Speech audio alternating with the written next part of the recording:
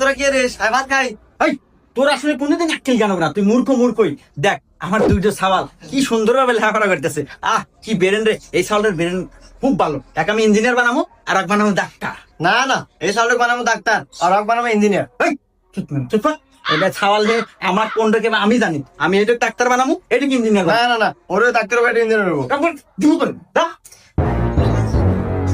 আব্বু আম্মু, তোমরা এখানে কি শুরু করলা বলো তো?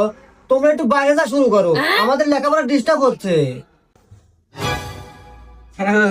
দুঃখিত বাবা, আমরা বুঝতে পারি। দেখ সাইকেল ডিস্টার্ব করতেছে। নু করো বাবা তোমরা।